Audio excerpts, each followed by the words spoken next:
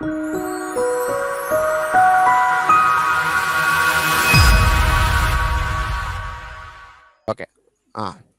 Very good morning, brothers. Okay. So this is RISE, Ramus Institute of Spoken English.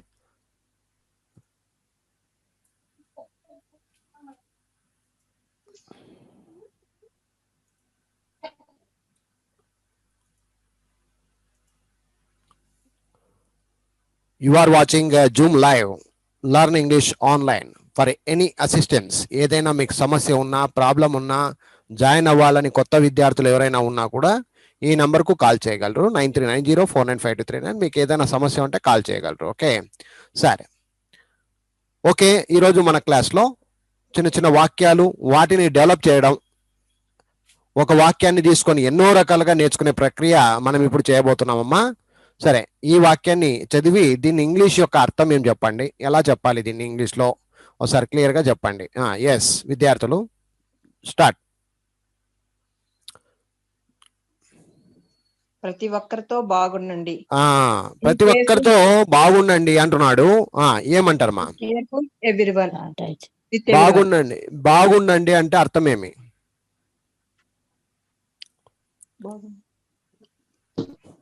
బాగుండండి,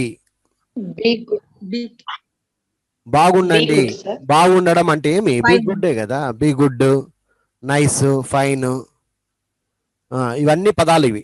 good, nice, fine, well, well, W E L L, well, ఇట్లాంటి పదాలు ఉంటాయి. దీంట్లో ఏది set అవుతుంది? Be well అందామా, be good అందామా, be nice అందామా, be fine అందామా? Be nice to everyone. Be good అని అండమ్మా, సింపుల్ గా అయిపోద్ది కదా. Be good, be good with everyone. Be good with everyone.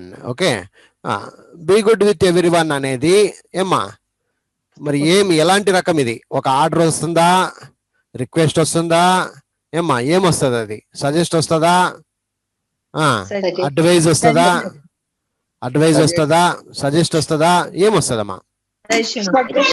Suggest రావచ్చు, అడ్వైజ్. ఇక్కడ ఒక చిన్న డిఫరెన్స్ చెప్తాను.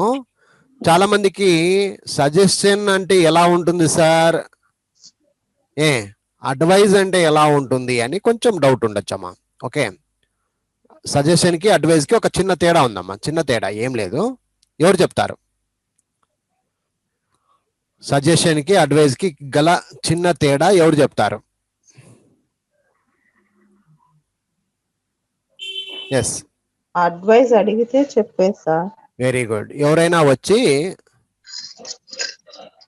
ఏమండి నేను పలానా కాలేజీలో చేరాలనుకుంటున్నాను సార్, మరి ఏ కాలేజీ బాగుంటుంది అని అడిగాడు ఒకడు. ఏ అనేవాడు అడిగాడు. అప్పుడు బి అనేవాడు చెప్తున్నాడు పలానా ఎస్కే కాలేజీలో చేరు, బాగుంటది, స్టడీస్ అంతా బాగుంటది అని చెప్పడం ఏమైతుందమ్మా? అడ్వైజ్ అవుతుంది. అడ్వైజ్ అవుతుంది అంటే అర్థమేమి?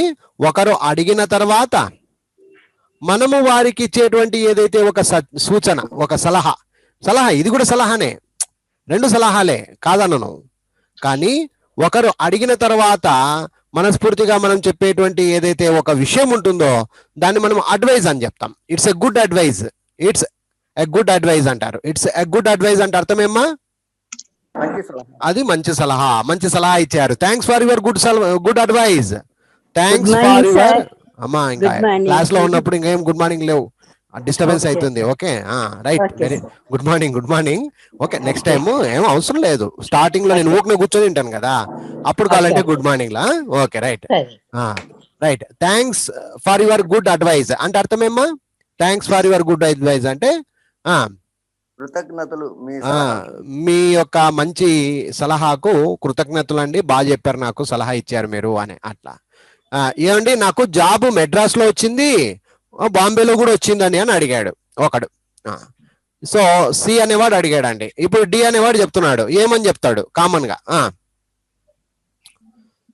ఇప్పుడు నాకు మెడ్రాస్ లో ఉద్యోగం వచ్చిందండి, అలాగే బాంబేలో కూడా ఒక ఉద్యోగం వచ్చిందండి, ఎక్కడికి వెళ్తే బాగుంటుందండి అని అడిగాడు సి.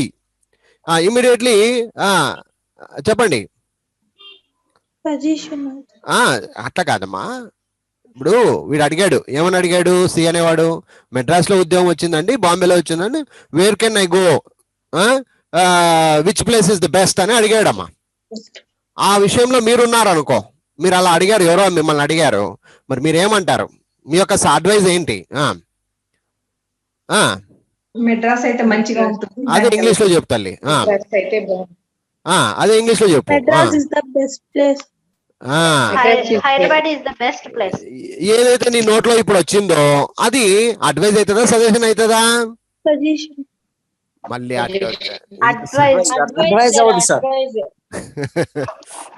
మళ్ళీ రివర్స్ గేర్ వేస్తారు మీరు. మీరు అదే పనిగా అడుగుతున్నా. ఒకడు అడిగిన తర్వాత చెప్పేటువంటి ప్రక్రియను ఏమంటారమ్మా? అడ్వైజ్ కి సజెషన్ కి తేడా, అది చిన్న తేడా, ఏమి తప్పు పట్టాల్సిన అవసరం లేదు. సౌండ్ అమ్మా అమ్మ తల్లి, మ్యూట్ పెట్టేయండి, అందరూ మ్యూట్ పెట్టుకోండి. మాట్లాడే వాళ్ళు మాత్రమే నాకు ఆన్ చేసుకొని మాట్లాడండి. రైట్, ఇప్పుడు అడ్వైజ్ అంటే అర్థమైంది కదమ్మా అందరికి? డౌట్ ఉంటే అడగండి. ఒక చిన్న టైం తీసుకొని గ్యాప్ తీసుకొని అడగండి అమ్మా, తప్పులేదు. అడ్వైజ్ అంటే అర్థమైందా? సరే, ఇప్పుడు అడ్వైజ్ మరి చెప్పండి. వాడు సి అన్నాడు, ఏమని? మెడ్రాస్కి పోతే బాగుంటుందా, బాంబేకి పోతే బాగుంటుందా? Is it which is the best thing I have to go to do the job, whether it is Bombay or Madras అని అడిగినాడమ్మా. సో అప్పుడు నువ్వేమంటున్నావు? ఎవరైనా ఒకరు చెప్పొచ్చు, ఆన్ చేసుకొని చెప్పండి. Madras is best. Yes, Madras is the best thing. Why? Because it's very safe. It's very safe అని చెప్పొచ్చు, అవునా కదా? సేఫ్ గా ఉంటది. ఇంకా ఏమన్నా? Very facilities. Many accommodation will be very grateful. అంతే కదా? సో ఆ విధంగా. whereas Bombay will not be just like as that. దాని లెక్క బొంబాయి ఉండదు. So our comfort will be there very easily. అబ్బా, ఈ సౌండ్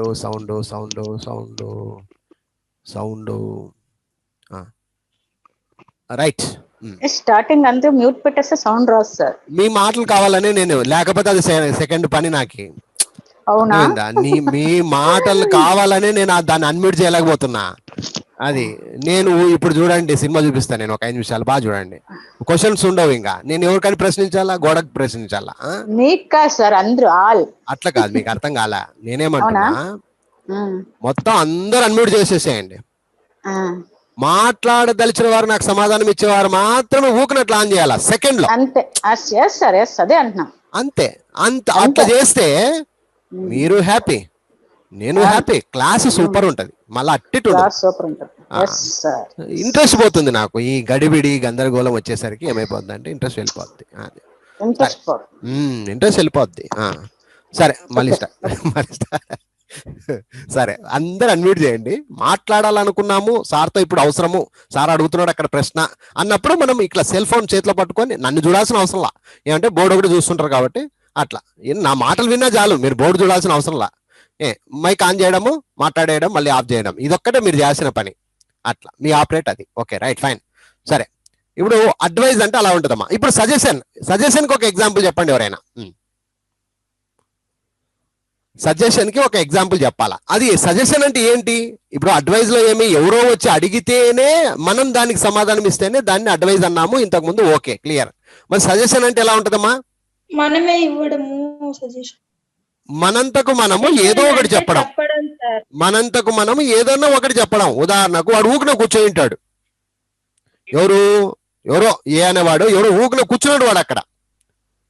అప్పుడు నువ్వేం చేస్తావు? వాడి దగ్గర పోయి ఒక మాట చెప్తావు. ఏమని చెప్తావు? సొంతంగా చెప్పండి ఎవరైనా.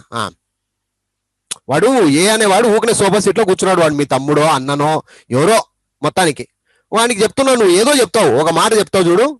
ఇప్పుడు చెప్పు, ఏం చెప్తావు? ఒక మాట చెప్పు, ఆ తర్వాత అది సజెషన్ ఎట్లయితుందో చెప్తా. తెలుగులో చెప్పండి, మీకు రాకపోతే తెలుగులో చెప్పండి ఫస్ట్. నిదానంగా చెప్పమ్మా. ఇప్పుడు అదే క్లారిటీగా నిదానంగా చెప్పు. ఏదో ఒక పని చేయొచ్చు కదా, ఖాళీగా ఏదో ఒక పని చేయొచ్చు కదా, ఏదో ఒక పని చేయొచ్చు కదా, ఖాళీగా ఎందుకు కూర్చున్నావు అని అన్నావు కదా, ఖాళీగా ఎందుకున్నావు అని అడిగావు. ఇప్పుడు ఇది ఏదైతే నువ్వు చెప్పావో దాన్ని ఏమంటారమ్మా? సజెషన్ అంటారు దాన్ని. సజెషన్ అంటే ఏదో ఒకటి చేయరా బాబు, ఇది కాదు, ఈ పని చెయ్యి, ఈ పని చేయి, ఆ స్కూల్లో వెళ్ళు, ఈ కాలేజీకి వెళ్ళు, నా డబ్బులు వస్తాయి కదా. మీరు చెప్పే ఏ విషయమైనా కూడా సజెస్ట్ కిందికి వస్తుందమ్మా. అది మంచి కావచ్చు, చెడ్డ కావచ్చు. మరి మంచి చెడ్డలు ఉంటాయి సార్ అంటే yes, good decision, good suggestion. Bad suggestion. Bad suggestion. ఇప్పుడు అర్థమైందమ్మా?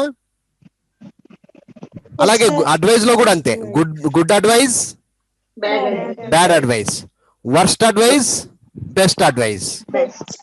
ఇది కూడా అంతే, worst suggestion, Best best suggestion. అది good morning sir. Yes, good morning, good morning. Okay, next. అర్థమైందమ్మా ఇంతవరకు క్లియర్ గా? ఎవరికైనా అర్థమైంది సార్. అర్థం కాకపోతే అడగండి. సజెస్ట్ అంటే అలా ఉంటది, అడ్వైజ్ అంటే ఇలా ఉంటది, ఆర్డర్ రిక్వెస్ట్ అంటే డైరెక్ట్ గా రే ఆ పని చెయ్యి, without any request word, please కానీ ఎక్స్క్యూజ్ మీ కానీ ఇవి వాడితే రిక్వెస్ట్ అవుతుందమ్మా. మామూలుగా ఆర్డర్ అంటే ఇంకేం లేదు, go there, come here, do that work, bring that, stand up, sit down, kneel down, ఇట్లా ఎన్ని రకాలైన మాట్లాడు. వితౌట్ రెస్పెక్ట్ఫుల్ వర్డ్, ప్లీజ్ కానీ ఎక్స్క్యూజ్ మీ కానీ లేకపోతే అది ఏమైపోద్దాం, అది ఆర్డర్ కిందకి వస్తుంది. రిక్వెస్ట్ అంటే ఏమ్మా, ప్లీజ్ కానీ ఎక్స్క్యూజ్ మీ కానీ వాడుతూ మర్యాదపూర్వకంగా కూడా ఉండాలి వాక్యం. అర్థమైందా? దయచేసి ఆ పెన్నుని, మరి ఇది ఆర్డర్ అవుతుందా రిక్వెస్ట్ అవుతుందా? Request. బాగినండి, దయచేసి ఆ పెన్ని, రిక్వెస్ట్ అయితే సార్. రిక్వెస్ట్ ఇది ఆర్డర్ అవుతుంది sir. Order, sir. Please give. ఆడ దయచేసి అని గట్టిగా అంటున్నాడు, ఆ పెన్ని అంటున్నాడు. రిక్వెస్ట్ మేనర్ లేదు ఇక్కడ, వాయిస్ లో బేసు. ఇది ఒక ఆర్డర్. ఇది దీంట్లో దయచేసి పెట్టినా కూడా there is no commitment here. అర్థమైందా? ఎలా ఉండాలి రిక్వెస్ట్ అంటే? సున్నితమైనటువంటి వాక్యముతో బ్రతిమాలినటువంటి ఒక విషయంగా ఉండాలి. ఏమండి దయచేసి ఆ పెన్నుని ఇవ్వండి, దయచేసి ఒక పెన్ ఇస్తారా అండి మీది, ఏమండి నేను అక్కడికి వెళ్ళొచ్చా అండి, ఈ మాట నేను వెళ్ళొచ్చా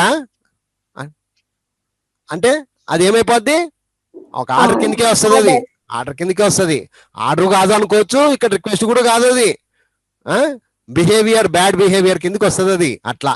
సో రిక్వెస్ట్ మీన్స్ రిక్వెస్ట్ రూపకంగానే ఉండాలి, ఆర్డర్ అంటే ఆర్డర్ రూపకంగానే ఉండాలి. ఇలాంటివి ఎన్ని ఉన్నాయమ్మా అంటే ఒక 100 టైప్స్ ఉన్నాయన్నమాట. ఒక ఆర్డర్ కావచ్చు, రిక్వెస్ట్ కావచ్చు, సజెషన్ కావచ్చు, అడ్వైజులు కావచ్చు. ఇలాంటివన్నీ కూడా మీరు మాట్లాడే వాక్యాన్ని బట్టి వస్తుంటాయి. ఎందుకు చెప్తున్నారు సార్ ఇట్లా అంటే, అది ఆర్డర్ కావచ్చు, రిక్వెస్ట్ కావచ్చు, సజెస్ట్ కావచ్చు, అడ్వైస్ కావచ్చు, ఇంకోటి కావచ్చు, అట్లాంటివన్నీ కూడా వాక్య రూపకంగా మనం అర్థం చేసుకుంటూ ముందుకు సాగాలి. అది. సో ప్రతి ఒక్కరితో బాగుండండి అనేది ఇప్పుడు ఏమొస్తుందమ్మా? అడ్వైజ్ వస్తుందా, మరి సజెషన్ వస్తుందా, ఏమొస్తుంది? సజెస్ట్ కిందకే వస్తుంది. అర్థమైందా? సో అది సజెస్ట్ కిందకే వస్తుంది. ఎందుకు సజెస్ట్ కిందకే వస్తుంది, అడ్వైజ్ ఎందుకు కాదు అంటే నేను అడగలే కదా, నేను అడగలా. అడిగితే వచ్చే ఆన్సర్ అయితే కాదు కదా. ప్రతి ఒక్కరితో బాగుండండి అనేది నీ మనస్ఫూర్తిగా నువ్వు చెప్పే బాధ్యత. పెద్దలు ప్రతి ఒక్కరితో బాగుండండి అని చెప్తారు, అంతేగాని నేను అడిగితే చెప్పారు కదా ఆ మాట. కరెక్టా? కాబట్టి ఇది ఒక సజెషన్ కిందకి వేసుకుంటాము. ఇప్పుడు ఈ వాక్యంలో మీరు చేయాల్సిన పని ఏంటంటే, ఇద్దరు క్యారెక్టర్లను తీసుకొని 2 క్యారెక్టర్లు తీసుకోవాలి. ఏమని? ఇప్పుడు ఏ సెడ్ టు బి, ఏ అనేటువంటి వాడు బితో చెప్పాడంటే ఏమని చెప్పాడు? ప్రతి ఒక్కరితో బాగుండండి అన్నాడు. మరి ఇప్పుడు ఏ అనేవాడు బితో చెప్పినప్పుడు మీరు దీన్ని ఇంగ్లీష్ లో ఎలా చెప్తారు?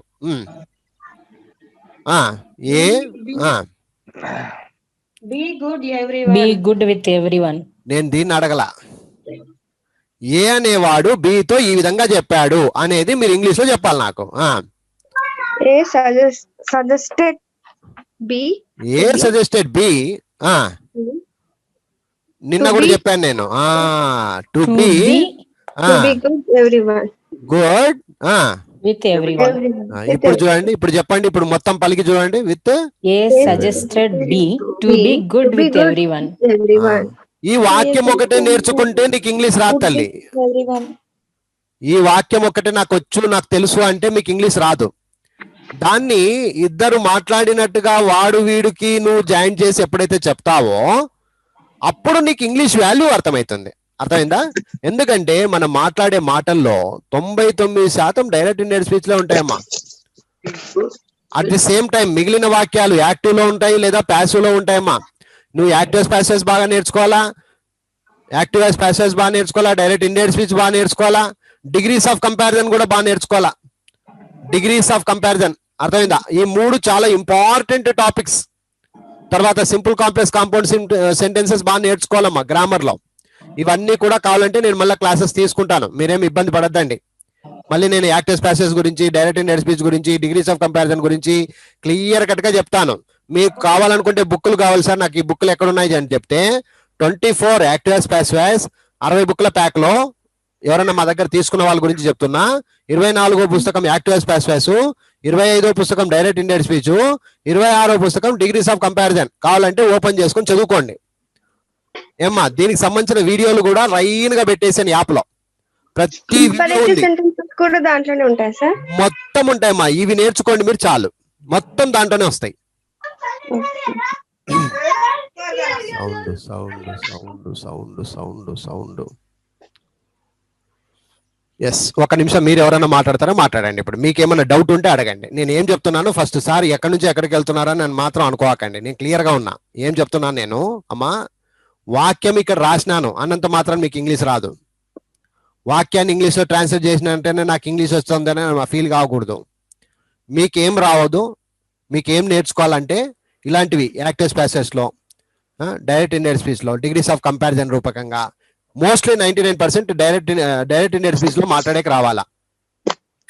ఒకవేళ వాక్యం ఉంటది, ఉదాహరణకు నేను ఇంకొక వాక్యం చెప్తా. అతడు సస్పెండ్ అవ్వబడ్డాడు.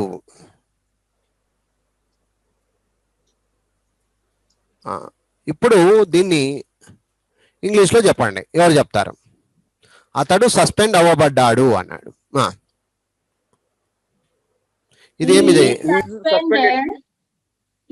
సస్పెండెడ్.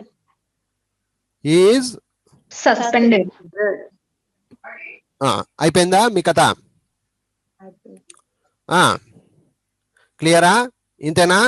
ఇంకెవరైనా ఏమన్నా చెప్తారా ఆన్సర్స్? He got suspended. ఒకరేమో మళ్ళీ ఘాట్ అంటారు కొత్తగా. ఇంకా ఇంకా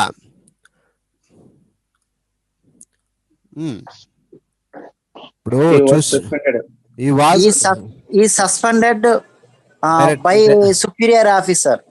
డైరెక్ట్ గా ఒకరేమో సస్పెండెడ్ అంటారు. ఇవన్నీ మధ్యలో ఏం పెట్టలే, ఇంకా ఎందుకు బాధ అని. రైట్. ఇంకా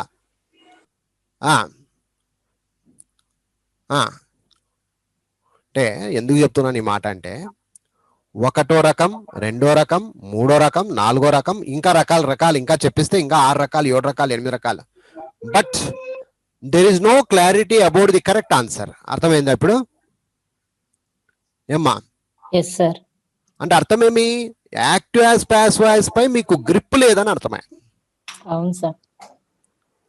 ఈ గ్రిప్ లేని కారణం వల్ల మీరు చెప్పే ఆన్సర్ లో మీకే క్లారిటీ లేదు. మీరు ఎంతున్నా కూడా ఇక్కడ సస్పెండ్ ఉంది, అతడు ఉంది, ఈ రెండే మీకు తెలుసు. అవ్వబడ్డాడులో సినిమా ఉంటది, అది మీకు అర్థం కావట్లా. ఓకేనా?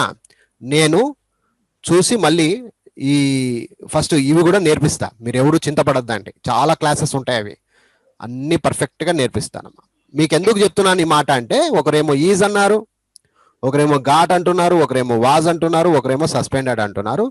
మరి క్లారిటీ ఉండాలి కదా. 100% నా స్టూడెంట్స్ చెప్పింది అంతా ఒకటే ఉండాలి. నాది ఆ రోజు నేను గెలిచిన వాడిని అవుతా.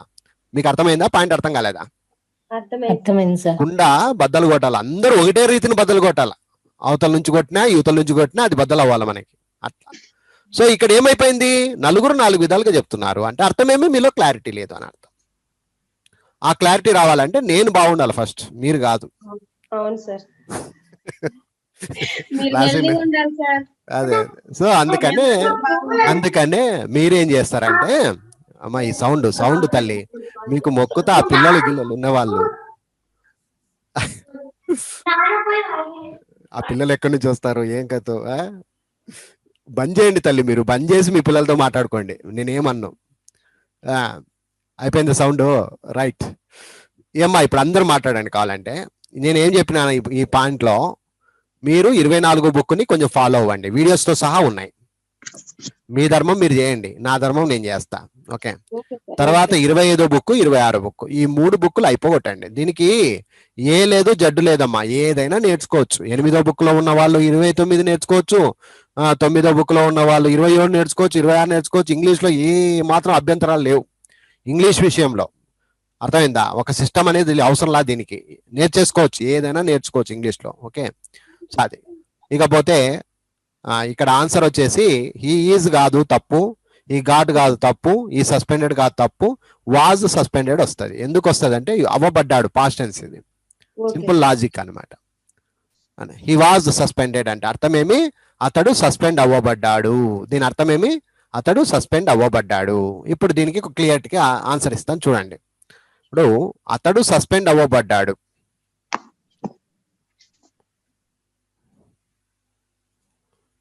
అతడు సస్పెండ్ అవ్వబడ్డాడు. ఇప్పుడు ఆన్సర్ చెప్పండి మరి. He was suspended. ఇప్పుడు కూడా అనుమానం ఉందా?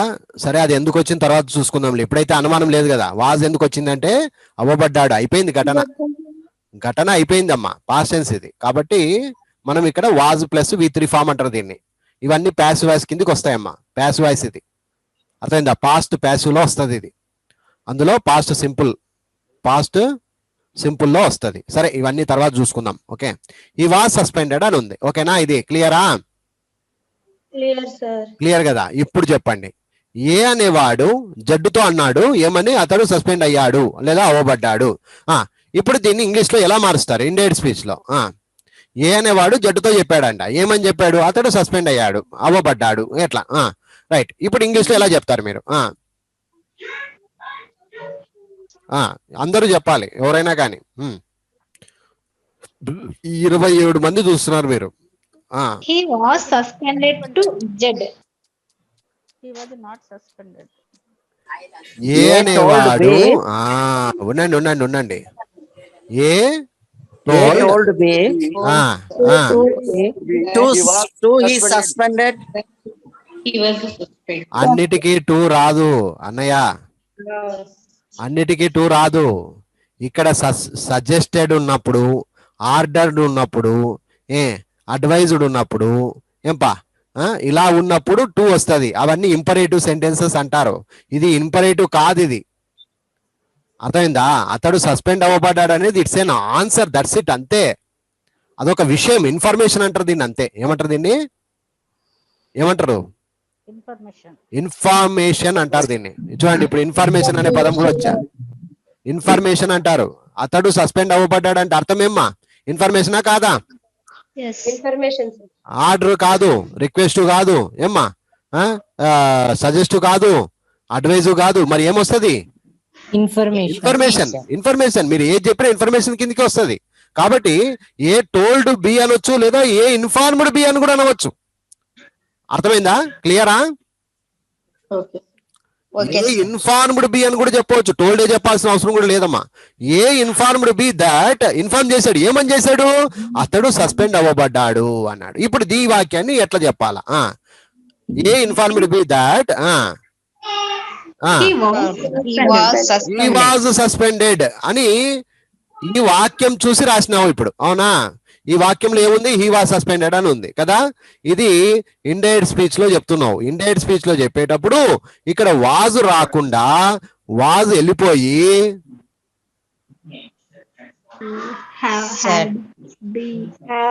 హ్యాడ్ బీన్ అని వస్తుంది తల్లి. ఇట్లాంటి గేమ్స్ ఏదైతే ఉన్నాయో, ఇలా నేర్చుకునేటువంటి ఒక ప్రక్రియ పేరే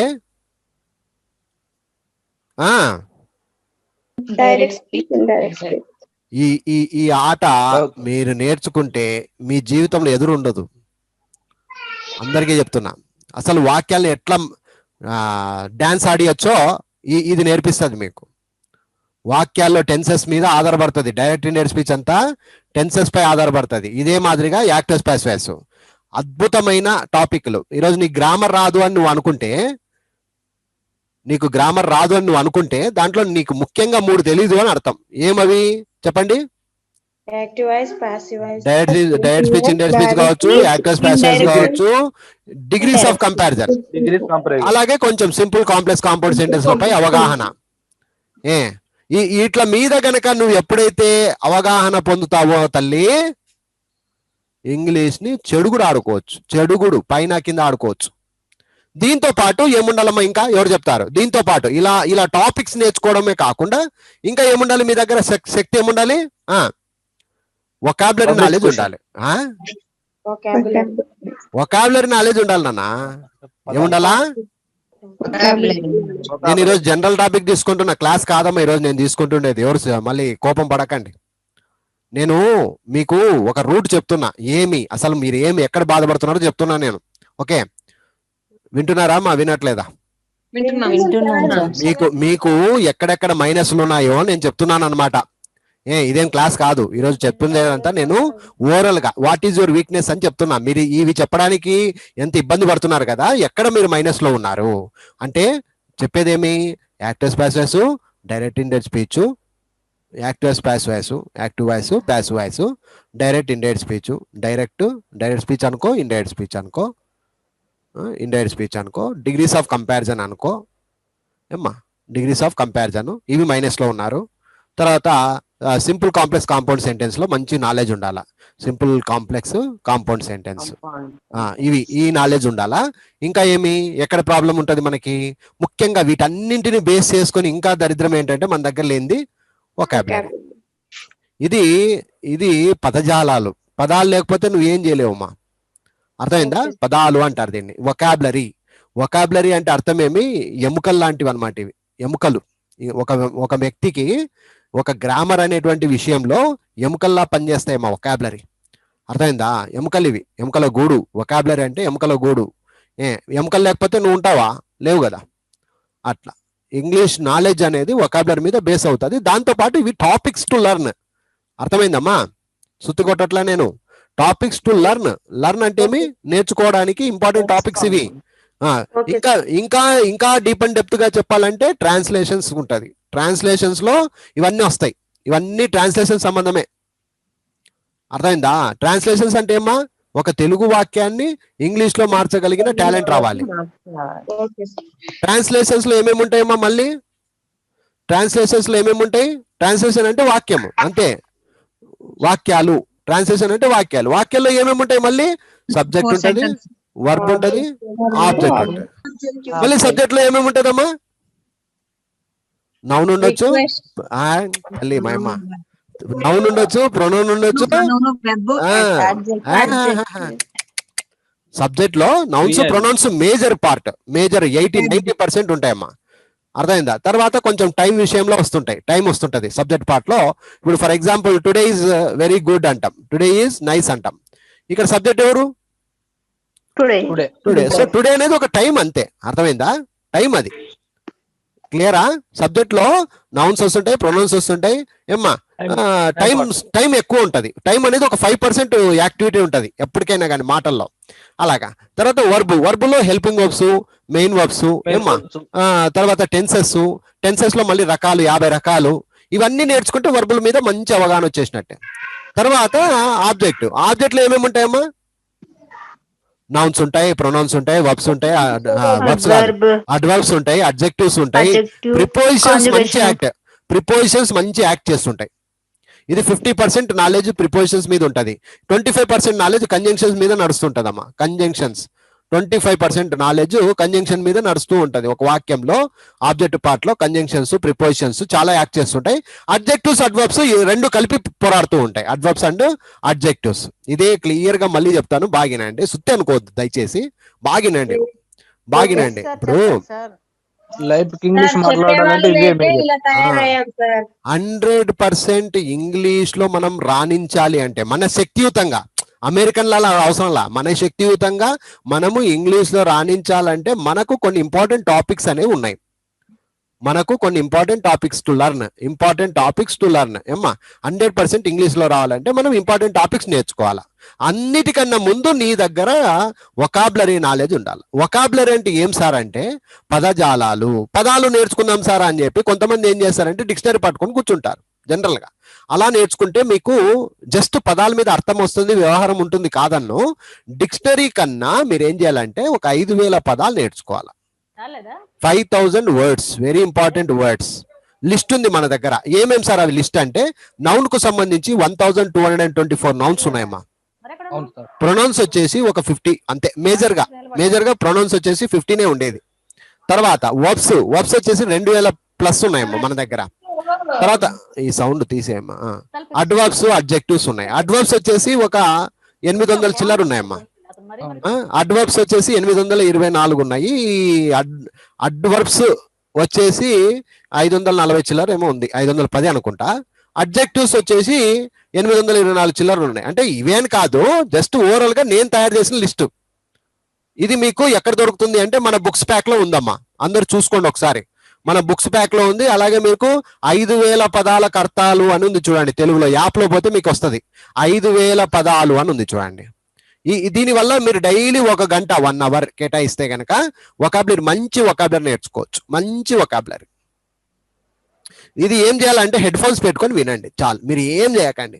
10 నిమిషాలు నిద్రపోయేంత వరకు, 10 నిమిషాలు నిద్రపోయేంత వరకు వినండి చాలు. మీరు డైలీ వినండి, మీకు ఎందుకు వొకాబులరీ రాదో చూస్తా. ఓకే సార్ వింటాం. ఇదొక రకం. ఈ వొకాబులరీ వీడియోస్ కావాలంటే మీకు ఎక్కడున్నాయంటే యాప్ లో ఉన్నాయమ్మా.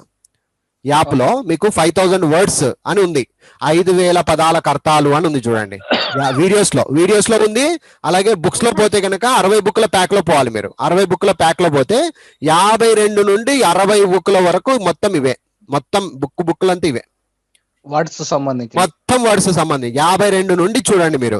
52 నౌన్స్ వస్తుంది, 53 ప్రొనౌన్స్ వస్తుంది. ఇవి నేను చెప్పినవే 52 nouns, pronouns, verbs, adverbs, adjectives, prepositions, conjunctions అని మొత్తం 60 దాకా వస్తాయి. 59 బుక్ల దాకా వస్తుంది. 60 ఫొనెటిక్స్, అదేం అవసరంలా. సో ఇవన్నీ కూడా నేర్చుకుంటే వొకాబులరీ నాలెడ్జ్ వస్తుంది. మీరు డెవలప్ కావడానికి ముందుగా చేయాల్సిన పని ఏంటంటే వొకాబులరీ బాగా నేర్చుకోండి అమ్మా. ఇది ఎప్పుడూ ఉంటుంది. ఇది ఎవరికైనా, పిల్లలైనా, పెద్దలైనా, ఆడోళ్ళైనా, మగవాళ్ళైనా, ఎవరైనా నేర్చుకోవాల్సిన ప్రక్రియ. ఫస్ట్ ఇంగ్లీష్లో అడుగు పెట్టాలంటే అని చెప్తున్నా, మళ్ళీ మీరు బాగా వినండి. ఇంగ్లీష్లో మీరు ఇంగ్లీష్ అనే పదం రావాలంటే ఫస్ట్ ఇంగ్లీష్ స్పెల్లింగ్ రాదు నీకు అంటా నేను. గ్రామర్ స్పెల్లింగ్ చెప్పండి ఎవరైనా, టక్ అని చెప్పాలా.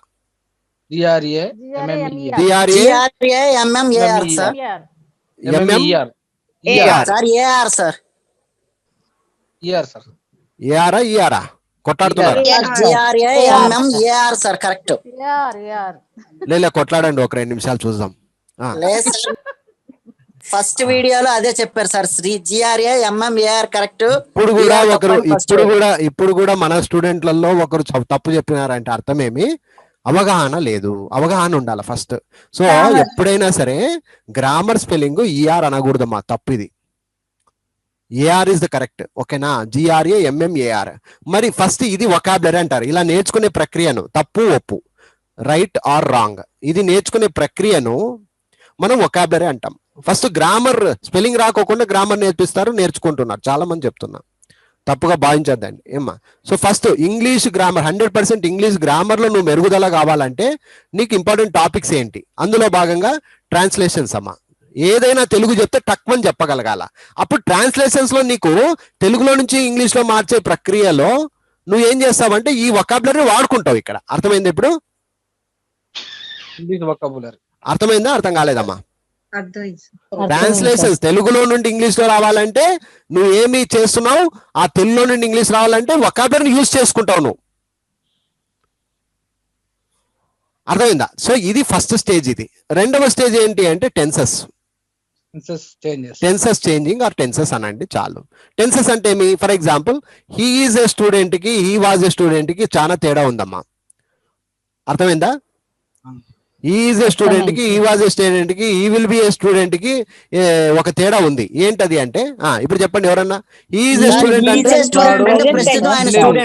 ప్రస్తుతము నేను ఒక స్టూడెంట్ ని సార్ మీ దగ్గర ఉన్నాను అని అర్థం. హీ వాజ్ ఏ స్టూడెంట్, అతడు ఉన్నాడు ఇప్పుడు ప్రెసెంట్ నీ దగ్గర ఉన్నాడు అని. ఒకప్పుడు నీ దగ్గర ఉండే sir. For example I was a student అన్నాను అనుకో, ఐ వాజ్ ఏ స్టూడెంట్ అంటే ఒకప్పుడు మీ దగ్గర స్టూడెంట్ నే సార్, నేను నీ దగ్గర ఉంటిని, మరి ఇప్పుడు ఉద్యోగం వచ్చి నేను వెళ్ళిపోయాను, మీ దగ్గర కలవలేదు, లేదా పనిబడి నేను వెళ్ళిపోయాను, లేదా మ్యారేజ్ చేసుకుని నేను వెళ్ళిపోయాను అనే వాళ్ళు అప్పుడు ఐ వాజ్ అంటారా, ఈజ్ అంటారా, ఐయామ్ అంటారా? అది వాజ్ అంటే అర్థం ఏమి? అప్పుడే నీ బుర్రకు రావాలా, ఓహో నేను వాజ్ అన్నానంటే ఇది గతంది. అలాగే will be, I will be your student, I will be your student అంటే అర్థం ఏమి? ఉంటాను సార్, తీసుకోండి నా డబ్బులు తీసుకోండి, నన్ను స్టూడెంట్ గా మార్చుకోండి sir, I will be your ever green student sir, మీకు ఎప్పటికీ నేను ఉంటాను సార్ అని ఆ విధంగా చెప్పడం. మరి ఈ నాలెడ్జ్ ఎక్కడి నుంచి వస్తుంది? Tenses అంటే change చేస్తుంది. నీకు ఆ నాలెడ్జ్ అనేది టెన్సెస్ వల్ల వస్తుంది. టెన్సెస్ లో నీవు ఎంత దిట్టమవుతావో అప్పుడు నీకు ఆ నాలెడ్జ్ అనేది ఎప్పటికీ కలకాలంగా నిలబడిపోతుంది. అది తర్వాత టెన్సెస్ చేంజింగ్ అయిపోయిన తర్వాత నెగిటివ్స్. ఇప్పుడు టెన్సెస్ చెప్పడం ఒకటే కాకుండా నెగిటివ్స్, ఈ పాజిటివ్. ఇప్పుడు for example he was a student అంటే ఇది పాజిటివా నెగిటివా? పాజిటివ్. దాన్ని నెగిటివ్ లో చెప్పమంటే I was not your student sir, now only I got a chance from your side. ఈ రోజే నేను జాయిన్ అయ్యాను, I join today only, so I was not your student. ఆ విధంగా I'm not your student sir అంటే, sir నేను మీ student ని కాదు, ఏదో కొంచెం డౌట్ ఉంటే అడుగుతున్నాను అంతే, so from today onwards I will be your student అంటాడు. ఈ విధంగా ఆ మాటల్లో చూడమ్మా, ఎప్పుడైనా సరే గుర్తుపెట్టుకోండి, మనం మాట్లాడే మాటల్లో ఒకటి పాజిటివ్ వస్తుంటది, ఒకటి నెగిటివ్ వస్తుంటది, ఒక క్వశ్చన్ వస్తుంటది, ఒకటి నెగిటివ్ క్వశ్చన్ మార్క్ వస్తుంటదమ్మా. ఇవి మెయిన్ సినిమా నడుపుతూనే ఉంటాయమ్మా. అర్థమైందా?